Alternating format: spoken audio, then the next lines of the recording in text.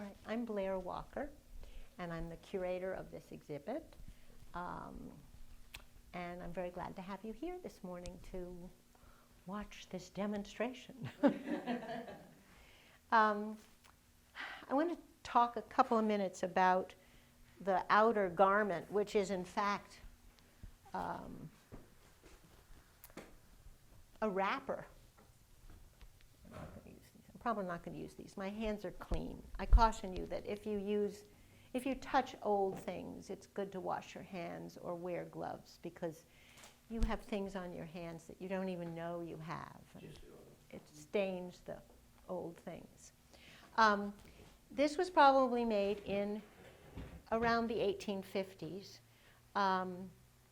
and it has things about it which are very characteristic. It has drop shoulders, and the seams that the women used to connect the sleeve to the bodice were very, very well secured. They piped the seams so that it's incredibly strong. And if you come in, Yvonne, here, oh. I mean, these are things that could be worn by several generations of people because they're so well made. This garment is pretty much all hand sewn. So if you want to come up close, you'll see that the stitches are really, really tiny. And upstairs there's some other things which are hand stitched. And if you look really closely, the stitches are just amazing. The other thing about garments at this time, this is kind of a polished cotton. Earlier, fabric was so valuable and precious that people made garments, and there's some upstairs that were in two pieces.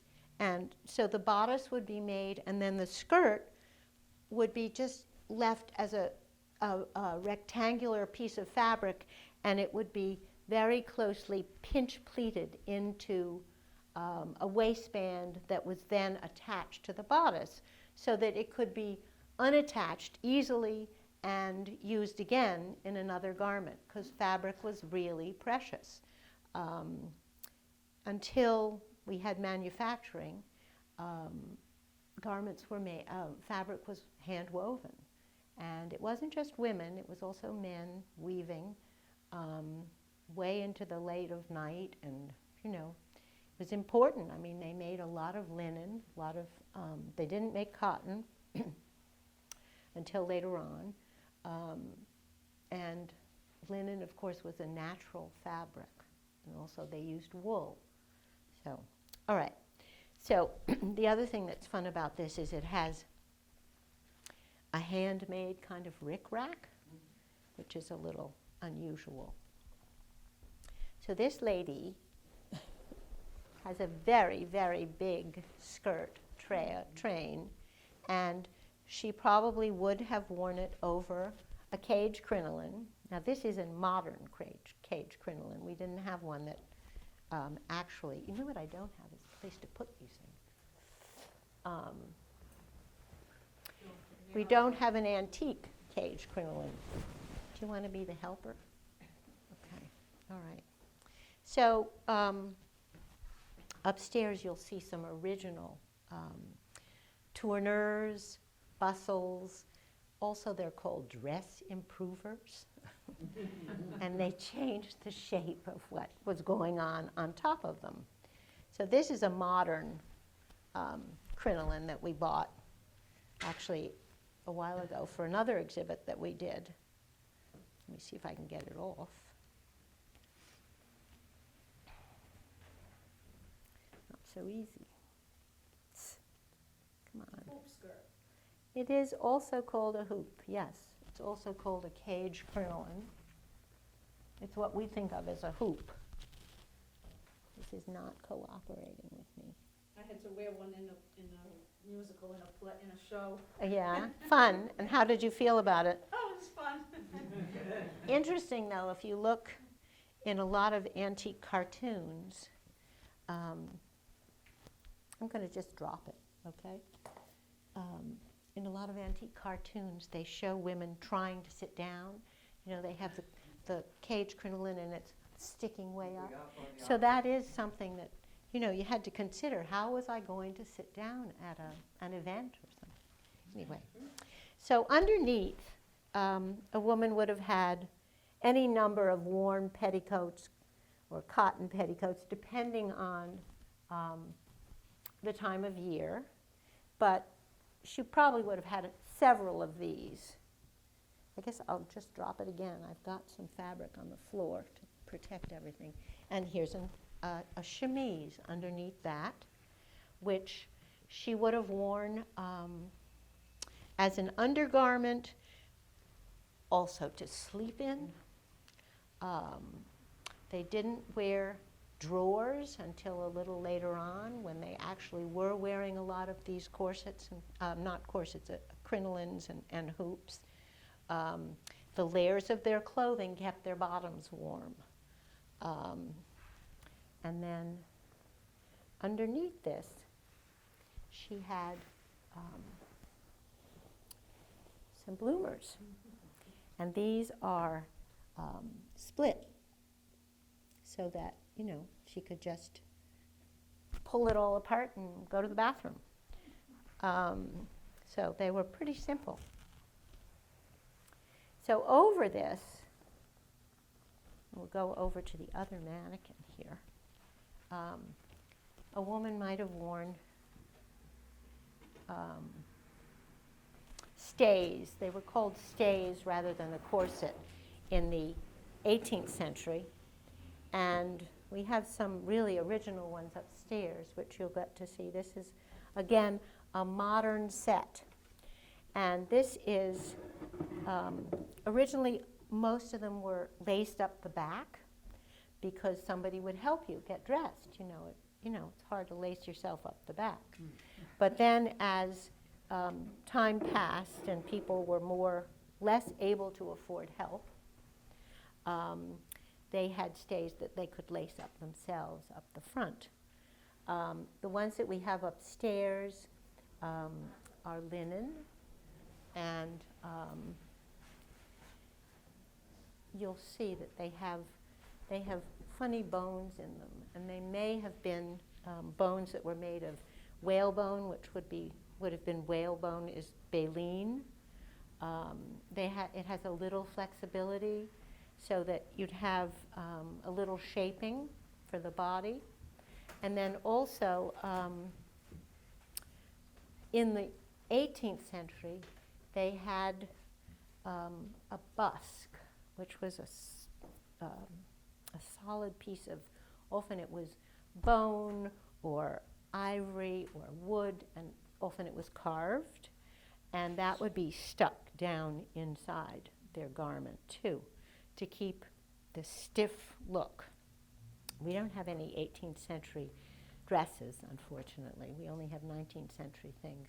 But we do have some stays upstairs, too. So then over this, later on, is this inside out? Yes. She would have worn a corset cover. So she wouldn't have worn this really until later in the 19th century.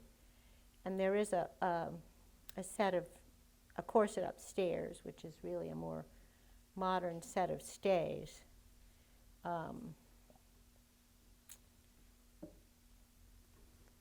That she would have worn this under, because later in the 19th century, women started going to work, and they wore often a shirt waist, tailored kind of blouse or shirt, and a skirt. And they did a lot of secretarial work. You also see pictures of women in factories, sewing at machines and things like that, wearing very tailored, neat, business-like outfits. So this corset, this stay, would have been worn over the chemise, and actually then petticoat would have been over that too.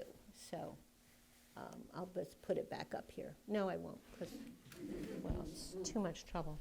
Anyway, I was thinking that maybe we should go upstairs, but I don't know if that will screw you up. No. Okay, let's go upstairs, because there's, yeah. Before we leave this, several years ago, I had stumbled across an article which said that a woman of the period was going across the dance floor and she broke wind. Well, wind sometimes consists of methane, and it sparked. Oh my God. She was destroyed, she was burnt. I tried to find that same article, but I couldn't, but I did find something on Wikipedia. Let's see, Florence Nightingale estimated that 630 women died between 1863 and 1864 from static electricity igniting them. I've never heard any of that. That's very interesting. Well, I would a little bit more. A body can, human body can store anywhere between 60 to 500 millijoules. And not being an electrician, I'm not sure what a millijoule is, but you only need 0.2 to 2 millijoule to ignite hydrocarbon gases like methane. So in many cases, those things are very, very... No idea. Oh my God. Yeah, my notes. I trust your notes, I'm sure. You know. Interesting, okay. Interesting, Yes, yes. you know, scary. Yes, yes, yes. I do, Besides the static electricity, a number of the people were burnt because it never jumped out of the fireplace, you know, it pops, crackles, landed on well, the they had grill and- fireplace screens yeah. too, yeah. There were several other incidents that were quoted, but it was very dangerous when you get right down to it. Interesting. Well, and wool, I mean, wool is, I think, more conductive probably than cotton or even linen, so, ooh, I don't know. But that's interesting. I think we should go upstairs because we have many more things upstairs which relate to what we're doing, so make you climb upstairs, all of you. Some are from our collection, Westport Historical Society, and some I've borrowed from Little Compton, from their historical society. But the very old stays are this type, and this one in particular. It's hard to see it because, in fact, I couldn't show it showing the back and the front. But this one in particular was laced originally in the back, and then they just more casually put lacing down the front. But you can see the stitching is hand stitching, hard to believe. It's very small, and there were lots and lots of pieces of, I think, baleen. I mean, in, oh, it's one over here that I actually have there's a little piece of baleen that shows.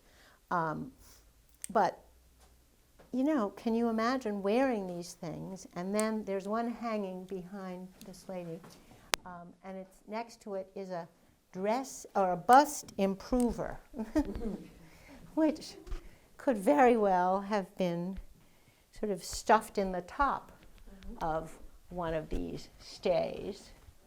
And, you know, for somebody who was a little flat-chested, and that would have, you know, created the more luxurious, voluptuous look.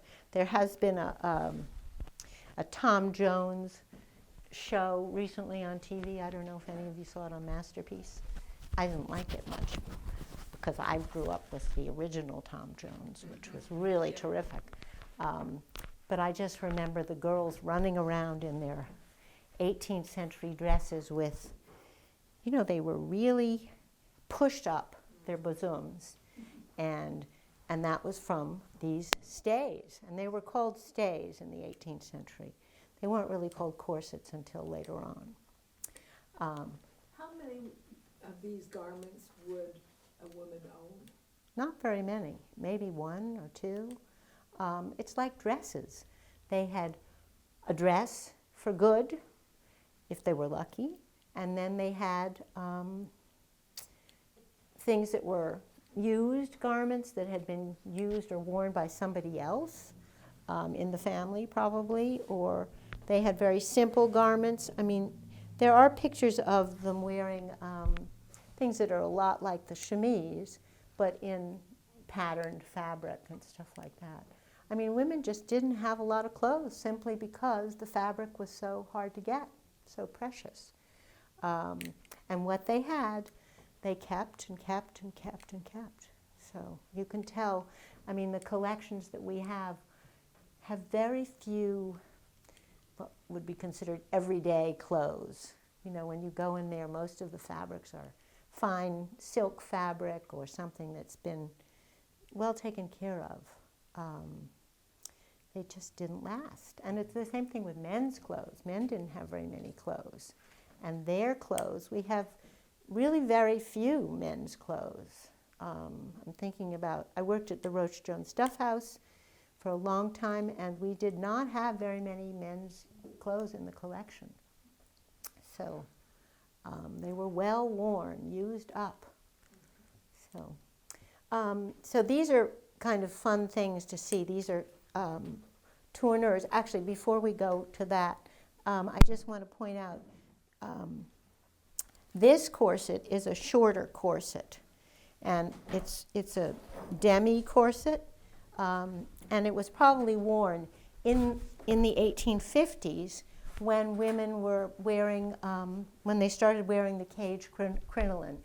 Up till that time, and we'll see in there, they just wore lots and lots of petticoats underneath. And it could get very heavy sometimes, because in the winter time, we have one dress that has a beautiful petticoat under it, but it's heavy and it's quilted on the bottom. So, you know, if you wear a couple of those and it's hot out too, it can be miserable. Just thinking about the weather lately. But so this corset is short, and it would have been worn with something that would then pop out at the waist, like the cage crinoline in the 1850s. A little later on, they wore a slightly longer corset, and then there's one, the white one there, is later, and it was worn, it was actually laced up the back. So somebody had a corset and had somebody who helped them lace things up the back, because it has a fixed busk down the center, which is that solid piece that I talked about. But they were all to do with shaping the body, or what they wanted it to look like. And I have a whole lot of silhouettes in the other room on the wall that show you the changes as every 10 years or so they would go from, you know, they wanted to emphasize in the early 20th, in the early 19th century,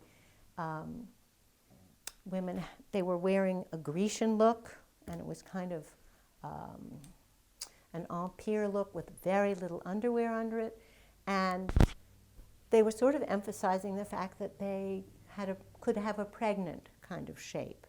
And then a little later on, they were, in the 30s, they had very, very big shoulders and sleeves, which emphasized tiny waist. You know, through the years, they changed the shape and concept about what somebody was going to look like by the undergarments. And these are all examples of how they changed the shape as you go through.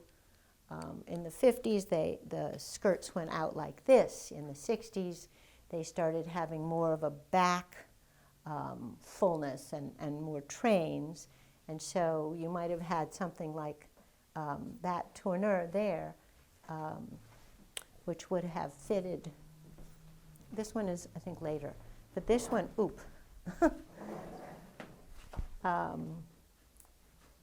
was probably worn, I mean, this could have been worn for somebody in the 1860s who would have, you know, just less fullness in the front and have a big, long, full skirt in the back. In the 70s, they started to have a much narrower look. There's also a cuirass shape, which was very, very slim. And then there are all different kinds of things here which would have created slightly different looks. The little tiny bustles, there's one here and there's a little wire one there, would probably have been later in the, and there's a little one here that actually has horsehair in it. They were worn later when people were just not having as much back fullness. This one I love because it's from Little Compton, and it's 3 coils of wire made into a bustle. So you'd have this little thing of, sticking your skirt out, and it was coiled of wire. But that probably couldn't have been too bad to sit on. You could push it aside or something. So if you look around, you see, some really weird things. And what is that one that, you didn't mention that, Which one? the one on the top? Oh, that one is a bustle. That's what I thought. And I saw a picture of one that actually folded up. This one, when I tried to do that, I couldn't do it, and I didn't want to push. But it was, probably worn in the 70s or 80s, 1870s or 1880s, when the silhouette was a bustle, much narrower skirt. They did a lot of gorgeous draping on the skirts, and some of it was asymmetrical, which was really very good looking. It varied from dressmaker to dressmaker because most of it was done by dressmakers or women who were sewing for themselves. They often looked in books called, like Godey's Ladies Book, which you may have heard of. And there's some others. There's Delaney, and there are a few others that had pictures in them of fashion and things that guided them from France. There was the first, I guess, famous clothing designer was Charles Frederick Worth, and he, in the 1850s, was English, but he went to Paris.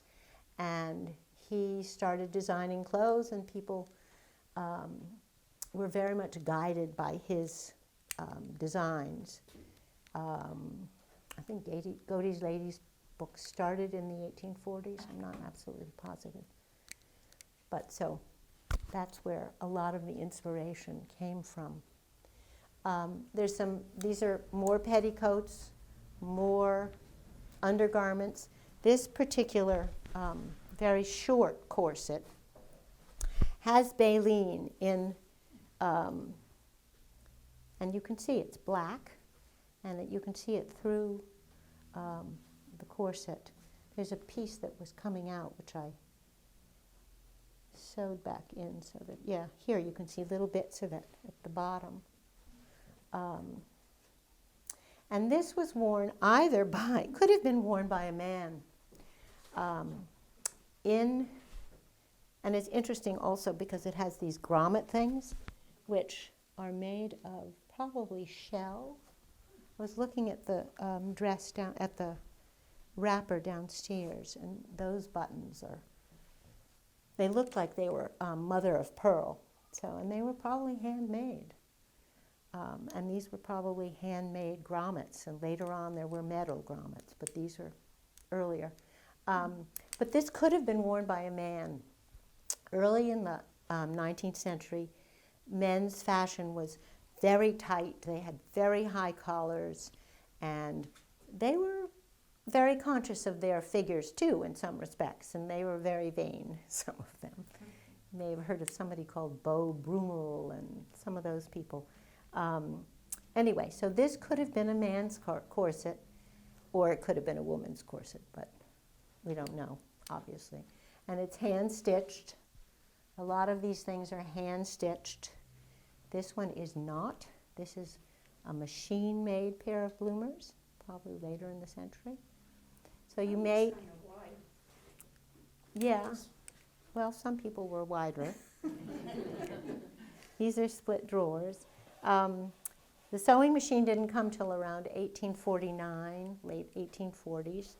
And after that, you may find things are hand-stitched and machine-stitched, depending on the person who was stitching and whether they had access to a sewing machine, which was not so easy to get for a while. So, any questions? Ask me questions. These are more corset covers, which are cute. Question. Do you have any idea what the prices were at the time, these corsets? And No, I mean, we can look on this stuff and see if there are any prices. I don't. No. And the thing is that so much of it was custom made, custom designed, custom made. And years and years ago, money had such a different way of being valued. I mean, a few pennies could buy an enormous amount of things. So, no, I don't know. I would think that items like this would be like an investment. Well, to a certain extent, they were. Yeah, and especially if you couldn't make it yourself. Right. And you had to have somebody else do it. So that's true. And of course, they were used and worn over and over again. I mean, their ideas of cleanliness were a lot different than our ideas of cleanliness. So somebody might have worn that set of stays if they had nothing else for ages and not washed it. I mean, it was just. It's different. Passed it down to a younger member of the family? It might have been. Yeah. I mean, a lot of different things to think about from life back then that was different from what we have. So the shirt directly over there behind the lady in turquoise is a nursing shirt, I think. It's only buttoned a little ways. And I think it's all hand-stitched. So if you look real closely, it's a good example of tiny, tiny stitching. And the lace on it is... Oh, well, that's a chemise, yes. Some of the lace on these things is handmade. Some of it is machine-made. And in here, there are some things I know are handmade. I had learned a lot about lace in grad school, and then I meant to look it up again to find out when. There were things called the Shifley machine and things like that, and you can look yourselves also online about lace. But machine lace came earlier than we think it did. I think there was machine lace late in the 19th century, which is kind of interesting. And especially if we go in here. Yeah, well, some of it is handmade and some of it is not. And I have a friend who knows a lot about this stuff. So I don't know. I don't want to say something that is incorrect. But I think this is hand crocheted, this little bustle there. So we could go in the other room. So this little case has some nifty hats in it. Actually, before you go downstairs, there's a closet around the corner off of that room that has hats too. So I'm encouraging you to look at all those things and things on the walls and stuff too. I'm just going to talk here. So apropos of the handmade versus machine-made lace, this is a 1905 blouse. That's a 1910 blouse, I believe. Yes. This is 1905. It's made so that it could be worn with this puffy kind of look that hangs over the skirt, which is called the monobosom. And it sort of was part of the S silhouette. 1905 is the end silhouette on the left there. So the woman's shirt would come out in the front, and then she'd have a little bustle in the back, so it was sort of the S silhouette. And this lace, though, in the top, is handmade. It's a handmade needle lace, and then it's mixed, though, with strips of machine lace, so you'll see it when you look at it closely. The jacket next to it is from, I believe, 1899, and it was worn by a Linda Brayley Pierce at the age of 16. I don't know if anybody knows Linda Brayley Pierce. Does that name mean anything? But it's really a wonderful jacket. It has beautiful velvet and a fancy braided ribbon, soutache, and it does have a little bit of a back that probably was on a little bustle. She had whatever skirt she wore with it. And the next blouse, again, has handmade needle lace, and then it has machine lace. For example, around the collar, there are lots and lots of rows of machine lace, but the handmade lace has been appliqued on top of the netting and on the machine lace so that it all goes together. And at that time, they were doing a lot of taking pieces of antique lace and using it again, which is really nice because it's quite gorgeous. And this is from 1910. It goes straight down. When the silhouette was no longer this S shape, it was more of a long look. The next top is really cute. It's got this wonderful, these rosettes made of lavender ribbon, made out of, and grosgrain and stuff. It's just adorable. We have to look at that. And the other top is interesting because it's got buttons around the waist, which would have attached to a skirt.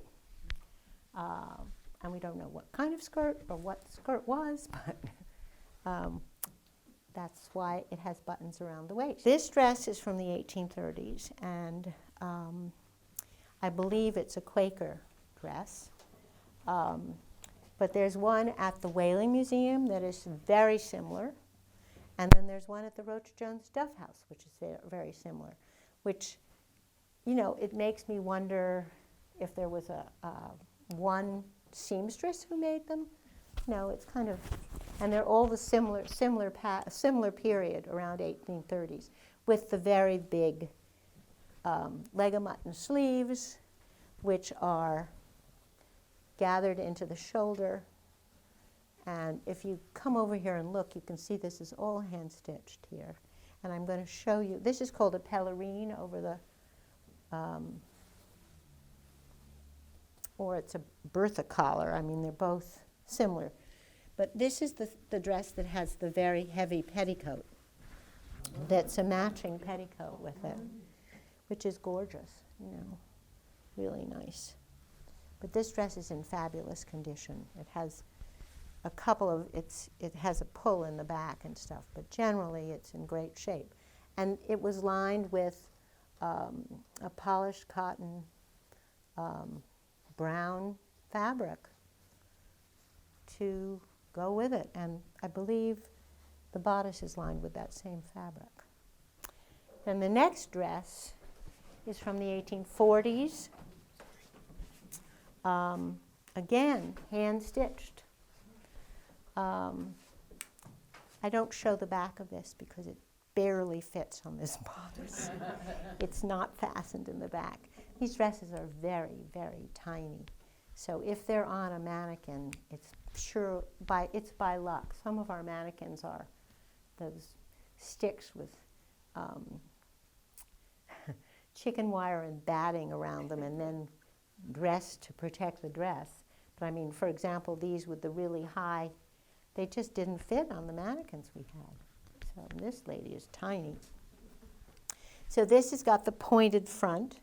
Then this is a little later, 1850s. This is a madder print, which is a very, very dark red dye.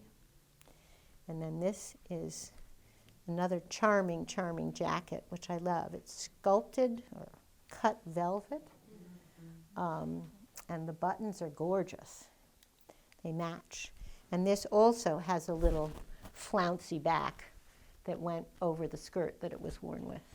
And this is a pelerine, worn probably in the 1840s, over, again, another dress that had the very wide, the big leg of mutton sleeves. This black dress, I think it's one of my favorites. It's tiny. Again, it could be part of a Quaker woman's collection. These were given by Barbara Richmond, who was from a Quaker family. This dress is in several pieces. It has a separate bodice and a skirt, and then it has this little peplum that's wrapped around. And it's very tailored. The collar is linen with little bits of embroidery on it. The next dress is 1889, I believe. It's a fun dress. It's two-piece, and it has boning inside. Most of these have some boning inside them, but they probably did have corsets under them also. And this one is another one that it's from 1895, when the sleeves were humongous. They were the biggest they ever were, and definitely wild. But this is a two-piece dress too. And then this one is probably 1910 two-piece, and it has, I believe, it's mostly machine done lace and trim. So there are pieces of information on the wall. Actually, all that stuff, except for the stuff at the right end, is from Pinterest, so you too can find it. My 20s ad stuff is from a magazine I have, an old magazine. So, ask me questions. Anything else? Yes? Would the black dresses have been morning dresses? Not necessarily. Black was for mourning, but later in the century, it became very fashionable. So this dress is, 1870, I think, 1870s. It probably was mourning, and I think that this particular dress was a mourning dress. But this dress is black and not necessarily for mourning. Was it Jenny Lind? No, not sure. There was an actress, a singer, I think it was, who wore black and sort of stimulated fashion. And then black in the 1890s was really popular. The little black dress. Well, the little black dress comes back. Yeah, I did an exhibit at the RJD a number of years ago about the little black dress, and it, was great. It still is. I mean, there's still, I think black is one of the most, if it's well done, it's stunning, so. Anything else?